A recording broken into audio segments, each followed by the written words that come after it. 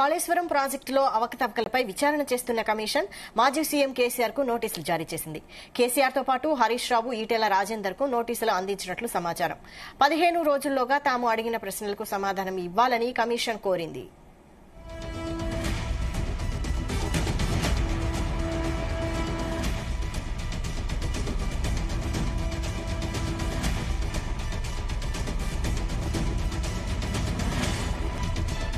కాళేశ్వరం ప్రాజెక్టులో అవకతవకలపై విచారణ చేస్తున్న కమిషన్ మాజీ సీఎం కేసీఆర్ కు నోటీసులు జారీ చేసింది.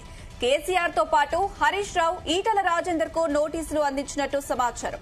15 రోజుల్లోగా తాము అడిగిన ప్రశ్నలకు సమాధానం ఇవ్వాలని కమిషన్ కోరింది. రైట్, ఇదే అంశానికి సంబంధించి మరిన్ని అప్డేట్స్ మా ప్రతినిధి సతీష్ అందిస్తారు. సతీష్.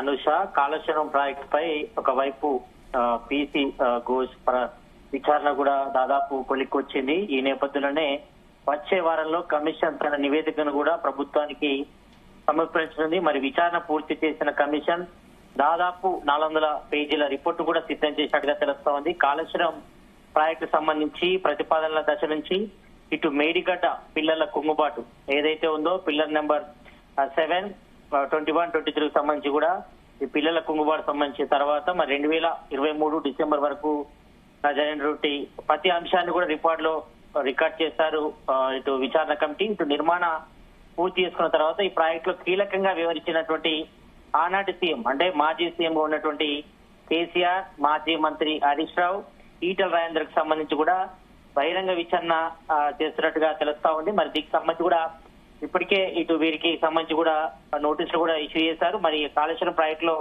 అవకతలపై విచారణ చేస్తున్న కమిషన్ మరి మాజీ సీఎం కేసీఆర్ తో పాటు ఇటు హరీష్ రావు, ఈటెల రాజేందర్ కూడా నోటీసు కూడా అందినట్టు సమాచారం ఉంటుంది. మరి 15 రోజుల్లోగా తాము అడిగిన అన్ని ప్రశ్నలకు కూడా సమాధానం ఇవ్వాలని కూడా కమిషన్ కూడా అందులో పేర్కోవడం జరిగింది. అంటే మొదటి నుంచి కూడా ఇటు కాళేశ్వరం నిర్మాణం సంబంధించి కూడా మొత్తం గత సీఎం ఉన్నటువంటి మాజీ సీఎం ఉన్నటువంటి కేసీఆర్ కనసాగాలని జరిగింది. మరి ఆయన ఇచ్చినటువంటి డైరెక్షన్ ప్రకారమే ఒక ప్రాజెక్ట్ నిర్మాణం జరిగింది. మరి తర్వాత మనం చూసాం లాస్ట్ ఇయర్ కూడా ఇటు మేడిగడ్డ అంటే కాళేశ్వరం ప్రాజెక్ట్ లో భాగంగా నిర్మించినటువంటి మేడిగడ్డ ప్రాజెక్ట్ లో ఇటు పిల్లల కుంగుబాటు కానీ అదే విధంగా ఇటు అన్నారం ప్రాజెక్టుకు భంగపడింది. అది ఎంత పెద్ద సక్సెస్ అయిందని చెప్పొచ్చు.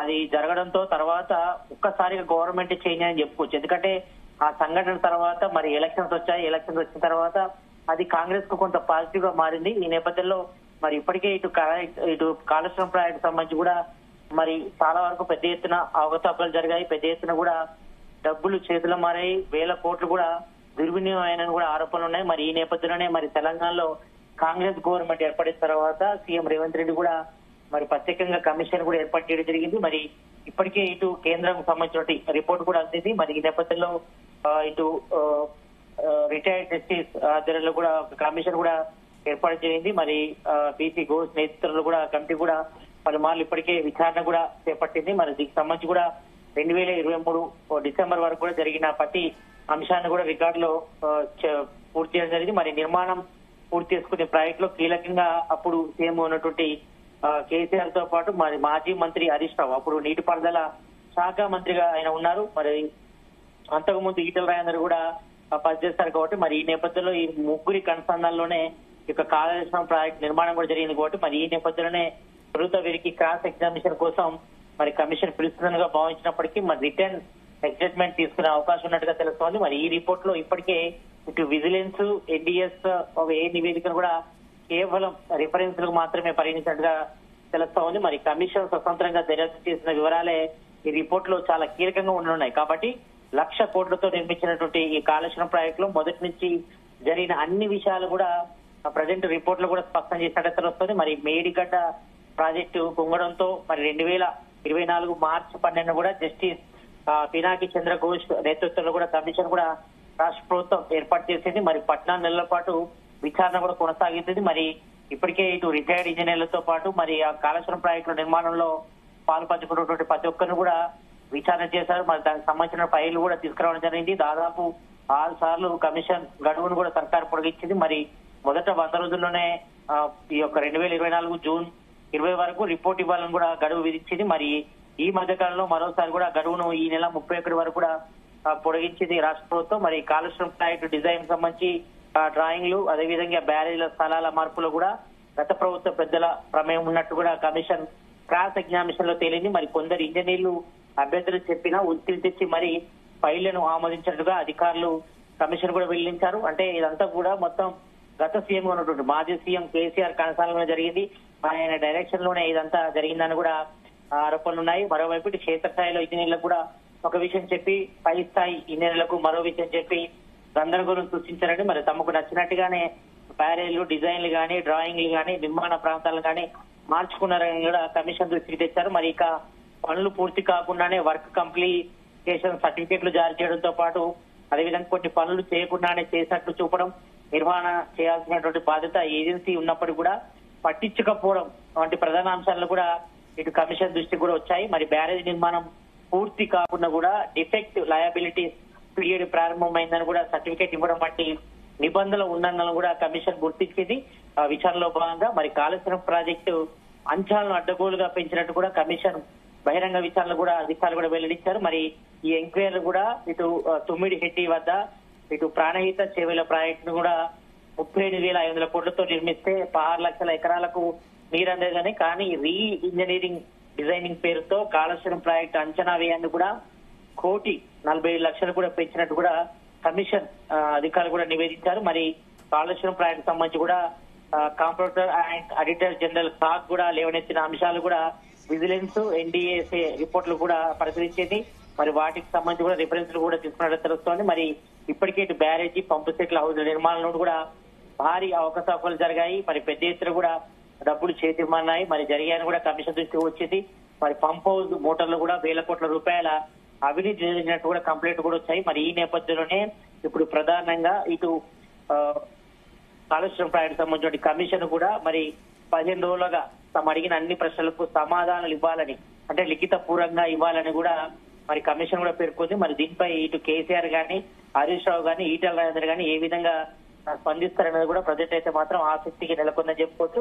మరి ఇప్పటికే ఇటు ఈ యొక్క కమిషన్ విచారణ కూడా ఈ నెల 31తో పూస్తుంది కాబట్టి మరి ఈ నేపథ్యంలో ఈ లోపే దీనికి సంబంధించి కూడా విచారణ కూడా పూర్తి చేసి పూర్తి రిపోర్ట్ ను కూడా ఇవ్వాలని కూడా భావిస్తుంది ఇటు కమిషన్. మరి ఈ నేపథ్యంలో ఇప్పటికే ఇటు ఈటీసీఏ సంబంధించిన రిపోర్ట్ కూడా అందింది. మరి ఇప్పటికే ఇటు కాళేశ్వరం ప్రాజెక్టు కూడా అంతా కూడా లోక బహిష్కరణగా జరిగింది. మరి ఇందులో కూడా పెద్ద ఎత్తున అవినీతి జరిగింది, అవకతవకలు జరిగాయి. మరి స్టాండ్ సంబంధించిన ఎలాంటి సంబంధించిన టెస్టులు చేయకుండానే ఈ యొక్క ప్రాజెక్ట్ నిర్మాణం కూడా చేపట్టారు. మరి దీని యొక్క అంచనా వ్యయం కూడా పెంచారు. మరి పెద్ద ఎత్తున కూడా అవినీతి జరిగింది, అక్రమాలు జరిగాయని ఆరోపణలు అయిపోతే మరి ఈ నేపథ్యంలోనే మరి అప్పుడు ఈ యొక్క కాళేశ్వరం ప్రాజెక్టు నిర్మాణంలో చాలా కీలకంగా వ్యవహరించినటువంటి మాజీ సీఎం కేసీఆర్ తో పాటు అప్పుడు నీటిపారుదల శాఖ మంత్రి ఉన్నటువంటి హరీష్ రావు, ఈటెల రాజేందర్ కూడా వాళ్ళని కూడా దీనికి సంబంధించి కూడా నివేదిక సంబంధించి కూడా 15 రోజుల్లో వాళ్ళు లిఖిత పూర్వకంగా ఇవ్వాలని కూడా చెప్పారు కాబట్టి మరి దీనిపై వాళ్ళు ఏ విధంగా స్పందిస్తారో చూడాలి. మరి ఇప్పటికే దీనిపై కూడా పలుమార్లు ఇటు కొంతమందిపై అంటే రిటైనింగ్ ఇంజనీర్లపై సంబంధించి కూడా చర్యలు కూడా తీసుకున్నారు, కొంతమందిని కూడా సస్పెండ్ చేయడం జరిగింది. మరి అప్పుడు కీలకంగా వివరించినటువంటి మాజీ సీఎం కేసీఆర్ పై మరి ఆయన రాష్ట్ర ప్రభుత్వం చర్యలు తీసుకున్నా చూడాలి. మరి తెలంగాణ కాంగ్రెస్ గవర్నమెంట్ ఏర్పడిన తర్వాత మళ్ళీ కాళేశ్వరం ప్రాజెక్టులో జరిగినటువంటి అవినీతిపై కూడా ప్రత్యేకంగా ఇటు కమిషన్ కూడా వేయడం జరిగింది కాబట్టి మరి ఆ కమిషన్ సంబంధించిన పూర్తి నివేదిక కూడా ఇప్పటికే తయారైన నేపథ్యంలో మరి ఇటు కేసీఆర్ పై కానీ, ఈటెల రాజేందర్ పై కానీ, హరీష్ రావు సంబంధించి మరి ఇప్పటికే నోటీసులు కూడా ఇవ్వడం జరిగింది కాళేశ్వరం కమిషన్ కూడా. మరి దీనిపై వాళ్ళు ఏ విధంగా స్పందిస్తున్నట్టు కూడా అయితే సతీష్, కేసీఆర్ సమాధానం ఇచ్చాక తర్వాత విచారణకు పిలిచే అవకాశం ఉంటుందా?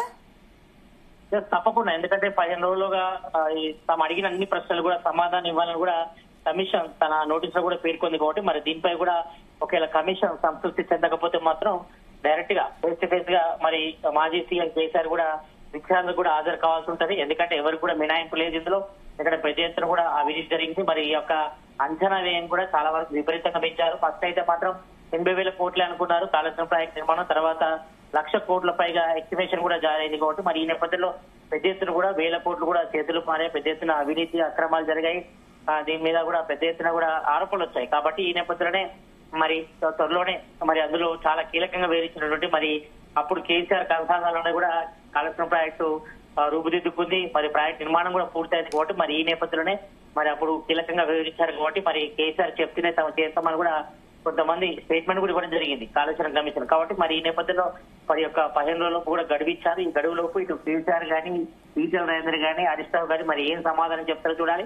ఒకవేళ కమిషన్ 15 రోజుల్లోగా వాళ్ళు ఇచ్చే సమాధానానికి వాళ్ళు చెప్పే ప్రతి క్వశ్చన్ కూడా ఆన్సర్ ఇవ్వాల్సి ఉంటుంది. మరి ఒకవేళ వాళ్ళు ఇవ్వకపోతే మాత్రం బహిరంగ విచారణకు మాత్రం కేసీఆర్ రావాల్సిన అవసరం ఉంటుంది. మరి ఇప్పటికే కేసీఆర్ మాత్రం ఈ యొక్క వరంగల్ సభ తర్వాత కూడా ఫామ్ హౌస్ కే పరిమితమయ్యారు ప్రజెంట్.